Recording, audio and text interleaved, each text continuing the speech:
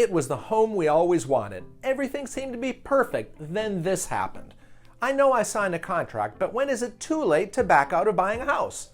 Well, buying a house is one of the largest financial investments most of us will ever make, and it's scary, especially when something goes wrong or plans change. I'm Chuck Shaver of the Shaver Group with Keller Williams Heritage Realty here in Central Florida, and today I'll be providing some guidance about when it is too late to back out of buying a house.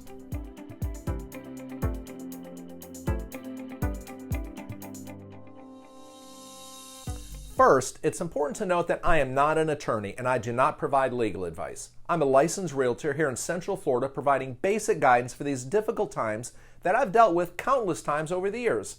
It's unfortunate when a buyer needs to back out of buying a house, but it happens. And when it happens, I'm there to provide guidance for these buyers, and sometimes the very first thing I do is I'll recommend a local attorney. Now that we've got that legal stuff out of the way, let's talk about some options for the rest of us.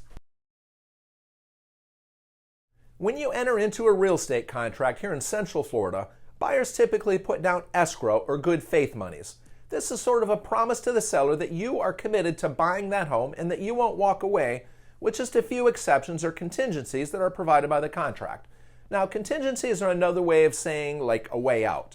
There are many contingencies, but the most common contingencies that cause deals to fail in my area are the inspection and the financing contingencies. There are certainly others, but these are the most common issues that we deal with on a regular basis and the only ones that I'm going to address today. Almost nobody signs a real estate contract with a plan to fail, but knowing when you can back out is a good thing to know. Next, it does matter why you want to back out of buying a house. Is it because you lost your job, or is it because you decided that you just no longer like the location? Here in Central Florida, most of our contracts occur on what's called an as-is contract. This contract provides several deadlines which provide the exact answer about when it is too late to back out of buying a house. There are certain times when it may be too late to back out for certain reasons. So let's take a look at a couple of these reasons. One of the most common deadlines is the inspection period. Now, the inspection period section of the contract may give you up to around 15 days, depending on how negotiations go, to back out because of something you or your home inspector found during your home inspections. As such, if you find something you don't like on one of these inspections, you may have up to that deadline to back out. Know when this period is. Your realtor should be addressing any concerns you have about the condition of your home before the end of the inspection period. By walking away after that inspection period ends, your escrow monies could be at risk. Another important deadline is the loan approval period. This is the deadline by which your financing needs to be all wrapped up. Now, this is a biggie if you're borrowing money to make the home purchase. The loan approval deadline is a time by which your lender should be committed to providing any financing for your home. By now, the lender has likely checked out your creditworthiness, your ability to repay the loan, received an appraisal that supports the value of the home, worked with a title company to ensure clear title, and a whole lot more. In my opinion, this is the most important deadline of all and is usually expressed by days after the effective date or the date that you went under contract. Your realtor and your lender should be well aware of exactly when this deadline expires.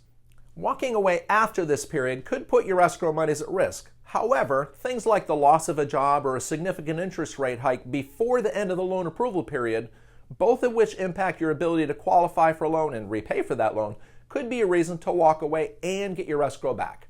Waiting until after the loan approval deadline is a very risky endeavor if you have any hopes to get your escrow money back. By now, the seller may have already moved out, or perhaps they're purchasing another home, so they're banking on you closing. As such, they may be reluctant to release your escrow funds without a fight. If they opt to make a claim against your escrow monies, it could be tied up for some time before somebody else determines who even gets that money. It's vitally important to pay attention to the deadlines. When someone on my team has a customer that goes under contract, we immediately note several deadlines and we pay very, very close attention to them.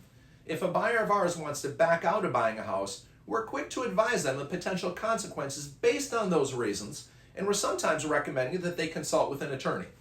If we have a customer that is a seller, we're noting these same deadlines, and we're usually expecting that the buyer will be abiding by those same deadlines. Years ago, when I first started, I was confused by the many pages of sometimes very confusing verbiage of the contract. However, today I remember to slow down and simply read the contract. Most of the items in there are actually spelled out in pretty plain English. Yes, there's plenty of legal jargon, most of which, or much of which at least, I don't even try to explain. But most of it simply spells out when it is too late to back out of buying a house.